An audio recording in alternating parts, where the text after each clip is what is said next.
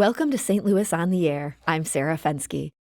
Across the metro area, residents of both Missouri and Illinois should start expecting a letter that only comes once every 10 years. Forms for the 2020 census are expected to begin to arrive today.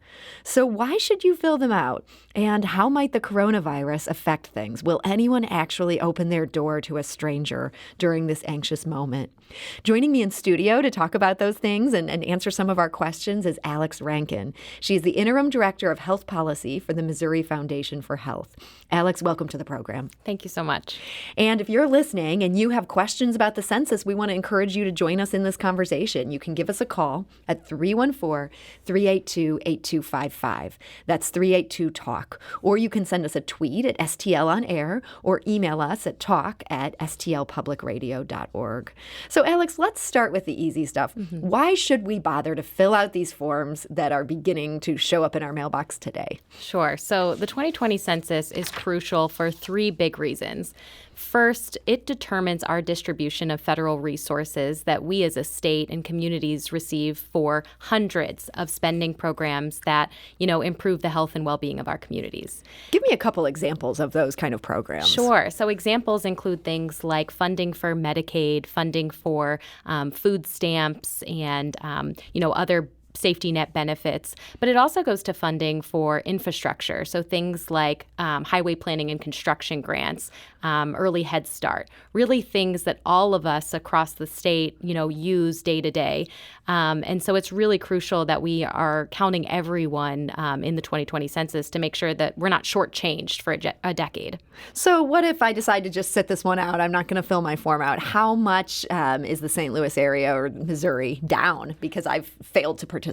Sure. So it was estimated that for every person we failed to count in Missouri, and that's every adult and every child that we failed to count in 2010, we lost out on about $1,300 per person per year. So, when you're thinking about the decade-long impact, that's really $13,000 per person if that goes uncounted. So if a family of four sits it out, you can multiply that. You can do that math. I can't do that math, but that would get you to a point where this is a chunk of change here. Yeah, absolutely. It's really very significant. I mean, even if we just uncounted 1% of Missouri's population, we're leaving $78 million on the table. And I know we could all think of great, benefits and resources that our communities could use that money for. Yeah, it seems like St. Louis would probably find a way to spend this money, and the state would find a way to spend this money were it to come in. Yes, absolutely. So we have to make sure that everyone understands that, hey, yes, the census is here now, finally, and we can all respond in very easy ways. So the money is one thing. I know this also plays a role in political power. How does that work? Yes, it does. The census population counts are used to determine congressional apportionment, which then goes to the number of votes we get as a state in the Electoral College. And then data is also used for redistricting at the state level as well. So it's truly, our voice. If you're not counted as part of the voice. Okay. So there's some reasons to do this. And at the same time, we're all in this state of anxiety. Yes. Everybody's trying to avoid social contact with anybody that they can avoid. So it seems like a random stranger showing up at one's doorstep, probably the last thing some people want. What happens if people just don't want to open their doors? Is there a way around getting a visit from a census worker? Yeah, absolutely. So right now, we are actually in the self-response phase for the 2020 census. And that runs from now until through the end of April. And that's when the census is actually reaching out to households by mail, and they will give instructions about how you can respond online, over the phone, or, through a paper form that you'll eventually receive if you don't respond in one of those other ways. So right now, everyone should focus on trying to self-respond so that you don't have to get a visit from a Census Bureau employee. You can really just respond in 10 to 15 minutes from the comfort of your couch. So if you take care of this, nobody is going to come by your house. Yes, generally, unless there's a lot of, gaps left in the form. But yeah, I mean, if you take care of this on your own, you are less likely to get a visit from any Census Bureau employee. So let's talk about those gaps in the form. Say that they're asking a question that I just don't want to answer. Can I just leave that blank? Sure. So the Census Bureau really wants everyone to fill out the form as accurately and completely as they can. That being said, I think if you leave 5 questions unanswered, you're more likely to get a visit. If you leave one question unanswered, I'm not totally sure that the Census Bureau has the capacity to go and follow up with every single person. Okay, so I may be able to skip one here or there. I know you guys have looked at this. What are some of the questions that people tend to be a little bit leery of answering? Yeah, so we did some research in Missouri specifically, and one of the questions that we found is that the Census Bureau on the form will ask for your phone number. And Missourians really don't like that. But what we can say is that they ask for your phone number mostly for verification purposes. So if you do leave a question blank or you have your age and your birth date don't match, they will try to call you before they ever try and visit. So I would say increasingly now putting your phone number on the form is really important. They also cannot share any of the information with anyone, including other agencies in the federal government. So they certainly can't share your phone number with anyone. And when you say they can't do that, it feels like people are always telling us, I'm not going to share your phone number. I'm not going to do this or that. And many people have let us down in the past. What kind of assurances do we have here that this is a rule they need to follow? Sure. So there's actually federal law that prohibits the Census Bureau from sharing any information beyond just the Census Bureau. And there are federal penalties and felonies that go along with sharing. And that is really important to reiterate because, the Census Bureau will hold on to your information for 72 years before then it's released. And no information that you ever put on a form can ever be used against you in any kind of legal proceeding or in any way.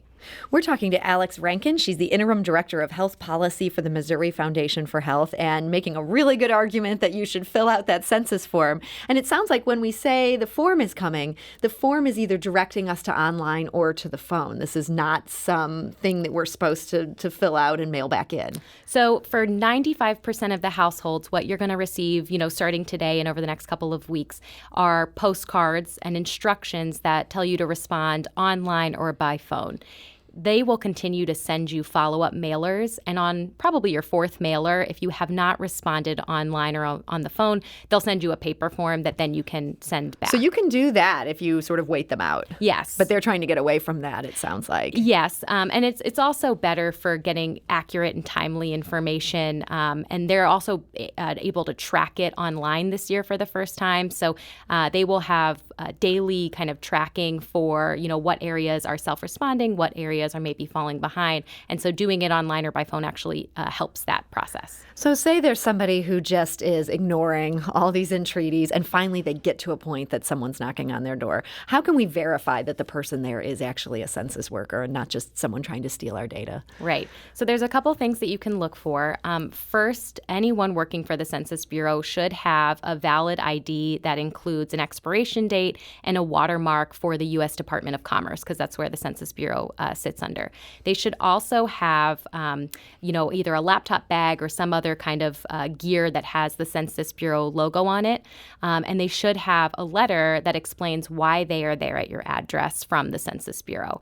There are numbers to call online. You can go to 2020census.gov and find those numbers if you're not sure and you just want to verify. Okay. So there are ways, even as that person is standing there, that you can look into this and, yes, and make sure they're the right person.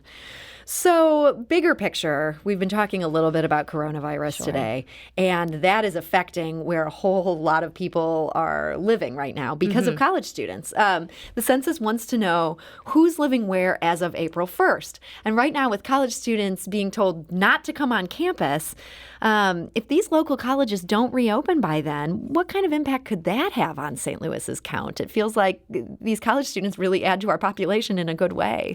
Right. So the Census Bureau is actually working to get out clarification and talking points now about this issue.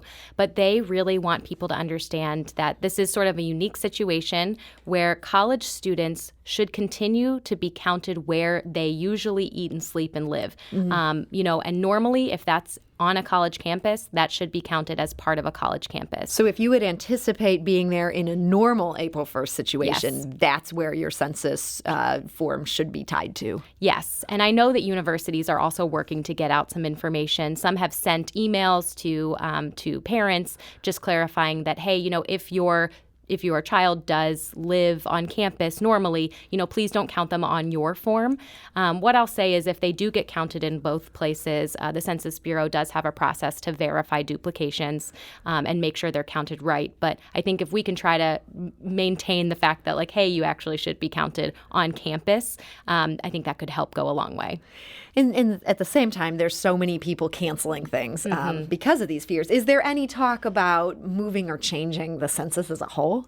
I think they're looking at that now. Just yesterday, the Census Bureau had announced that they had created an internal task force to look at the operations moving forward, specifically during the next phase of non-response follow-up. So after that self-response phase, I think they will monitor and see how they might need to change enumeration going forward. But right now, I don't think it's changed. Okay, so they are going to move forward to the latest knowledge that we have right now. Yes. Could change. And if there are changes, I imagine that's something that that would be covered on the census website. Yes, it would be on the census website, and we would also, put things on our website and our social media. But mffh.org/census is our Missouri Counts campaign website. So if there are, drastic changes, we'll certainly update people. And if anything changes in the near future as well, that's something that St. Louis Public Radio plans to be on. So you can check back on our website as well. One other political hot potato I wanted to ask you about. I know there was a big fight earlier this year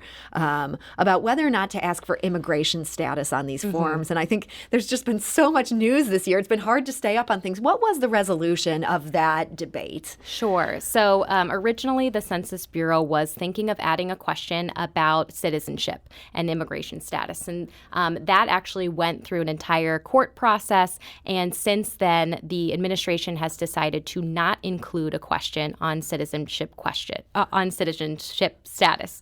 So if you're an immigrant, you're here in an undocumented way, that's not going to come up. It is not going to come up. And again, the information that is put on the form, even though they're not asking that, the rest of the information can never be used against you in a legal proceeding. It can't be shared with any other agency in government. So it's really important to get out that this is safe, secure, and confidential. In your work on this issue, trying to get people to fill this out and to be counted, who tend to be the communities that are hardest to count in this greater St. Louis area? Yeah, so communities that are historically undercounted are communities of color, immigrant populations, or people that are non-English speaking. Kids are actually one of the hardest to count populations. Nationwide in 2010, we missed out on around 1 million kids. That's because they also tend to fall in some of the other categories of hard to count, but also because people just don't think, I should also count the littlest one. So we want to reiterate that, yes, you count your kids and your babies, because that $1,300 that I mentioned earlier, that's for little ones, too.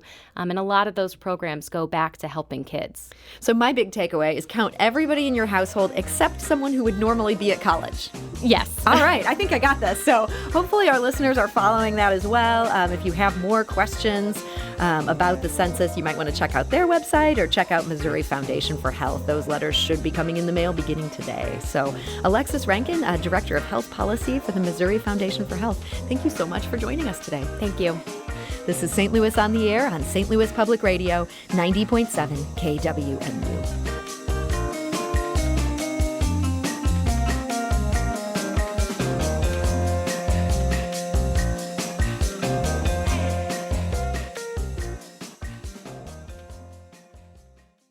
Support comes from the Missouri Forest Products Association, saluting Earth Day on April 22nd with an ongoing commitment to help offset carbon emissions with sustainable harvesting of Missouri forests. Details at choosewood.com.